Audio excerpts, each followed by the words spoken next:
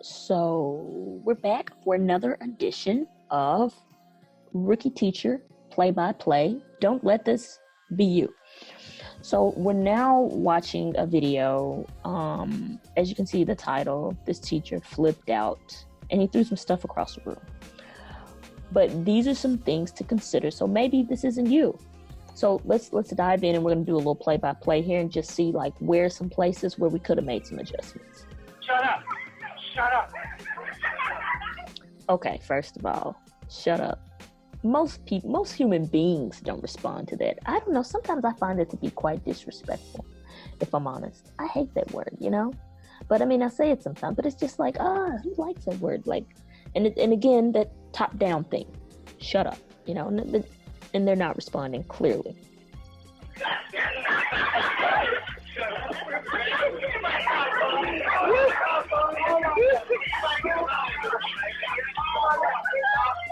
So as you can see right now, it's a little chaotic in here. And if you look in his face, you can tell that he's kind of getting to a place where he's somewhat, he looks like he's a little activated there.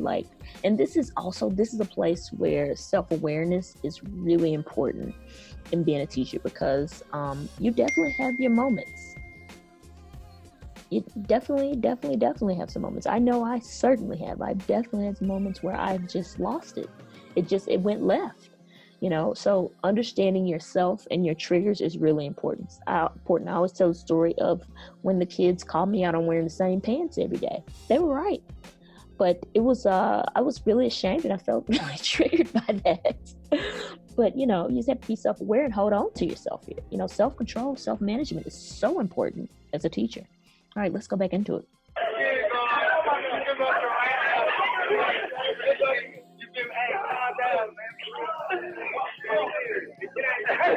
If you can be up this way, if you can shut your mouth,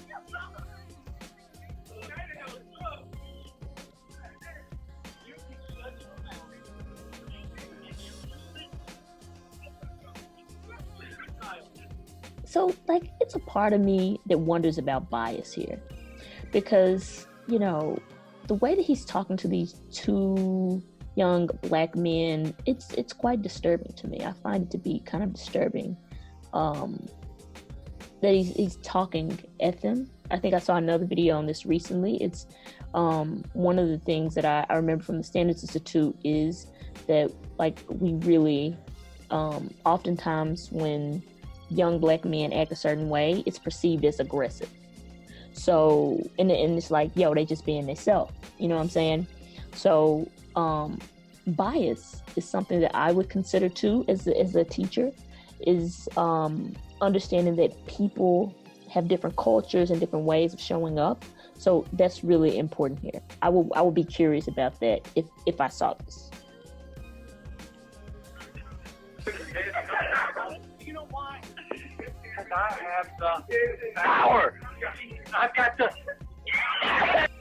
You see that? See? Power. Top down. Folks, don't do it. If you're thinking that people are just going to listen to you because you are the teacher, bad news. It doesn't work, folks. So the best way to do it is to come in as I'm almost like a respectful authority. I like to think of it as I think of my coach, Coach Lowry. He was very authoritative, but he also was super respectful, and he really understood who we were. He coached us so different. Some of us, he would give us an earful. And some of us, he knew he had to massage our ego, stuff like that. But he really took the time to understand who we were as individuals, and that made a huge difference. But it wasn't like, oh, I'm better than you. And no one responds to that. I don't care who you are. All it does is create resentment. That's one of the things I've learned in relationship school, is that when you try to say you're better than someone else, it does not work. No one is listening to you when you try to say, oh, you should just do it my way because of who I am. Yeah, they don't listen. They don't care. All right, let's go back to it. I got it. Okay, you got it. And I know it. Okay, he is about to lose it, guys. Just FYI. Okay. They are not listening, y'all. They are not concerned. See, right here, this is when you feel like, you saw it in his face earlier. See, like, this is a place where you go to your, you know, how you had your crew at work. You go to your one of your crew's class and you say, okay, maybe your next door neighbor, you say, I'm about to lose it, and I'm gonna need for you to come watch my class for a second. I can sit here and just watch what you got going or something like that, or an administrator or something, to just say like, oh, I need a minute because I'm about to flip my shit. This is the place right here. Because this actually, the research behind this is, this guy was teaching for 32 years. He just lost it one day. Obviously, he's been doing it for a while. He just lost it, you know, and we're human beings. It happens. And again, this is not to judge this guy. It's just like, hey, let's look at some things we can do so we don't make some of the same mistakes as a rookie teacher. Okay, so let's go back to it. Okay, one more thing here. Do not yell at the children. It doesn't work, guys. They're getting louder and louder every time you lose yourself. Look, every time that you're losing it, and I've been this teacher, maybe not to this depth. I definitely was a teacher screaming and trying to get the kids to be quiet. They didn't listen. It actually got worse. So right here, what you may want to do, I think they Teach Like a Champion, they call it 100% or something.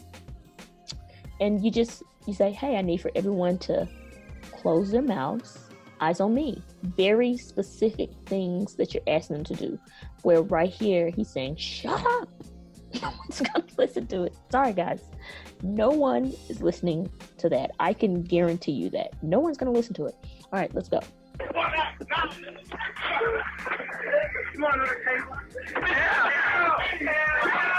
Okay. Okay. Y'all, he lost it. He flipped over a desk. And, you know, I'm sure inside, like, we're human beings. We have emotions. Right now, he lost it. He freaking lost it. So one of the things that you want to consider here, self-management is really key to teaching. Kids see beyond the things that we present like they do. They're going to trigger us. I often hear people say that when they have kids, they're like, man, if you want to do some self-work, have children. Because you literally learn the power of love because you have, I mean, not have to, but you love them unconditionally, stuff like that. Well, work with children. They're going to tell you about yourself. They're going to show you who you really are. So self-awareness, self-work. I had a video several weeks ago where I said that when I became self-aware, when I started becoming self-aware, I became a much better teacher. Way better teacher. Because I knew my triggers. I understood that as much as I'm flawed, other people are flawed too. I'm not perfect. I'm not really better than anyone else. You know what I'm saying? Like, truly, we're equals. Just like I have to be compassionate with myself. I became more compassionate with myself. I became more compassionate with my students. I understood. It's like, oh, yeah, you're dealing with this. Like, oh, I got you. You know what I'm saying? So self-awareness is key. And knowing your trigger points. You know, like, he lost it and his classroom suffered dearly. No instruction, again, for approximately 1 minute and 42 seconds. And the video is actually longer. But he lost because he flipped over some other things too. And so now he's also thinking about safety. He's probably lost his job because he lost his shit. So self-management is key. There were definitely some points in there when he could have just said, you know what? I'm actually going to just walk out of here because I have completely lost my shit. Let me go to a neighbor. Let me go release. And now here's another piece that we want to consider here is mental health, because teaching can be stressful, and if it's unmanaged, something like this could potentially happen. So a good therapist, like, I keep an executive therapist on my team consistently, someone that I can talk to, someone I can share with, someone that I can really explore my feelings and things like that, because it is a very stressful job. You are working with human beings all day, and not just around like the humanness and things like that, but you're also trying to teach your content. And, you know, if you're teaching math, I think this is a math teacher, you have a lot of pressure too, because your principal is expecting you to produce really high level results. So these are just some things to consider, some tips and tricks. So that this is not you. Don't let this be you, guys. And this is not a knock on this guy. This is just, hey, let's make adjustments and learn from history so it doesn't repeat itself. All right, and remember, don't quit, get Rookie Fit, baby. See you again for another edition of the Rookie Play by Play, and I'm out.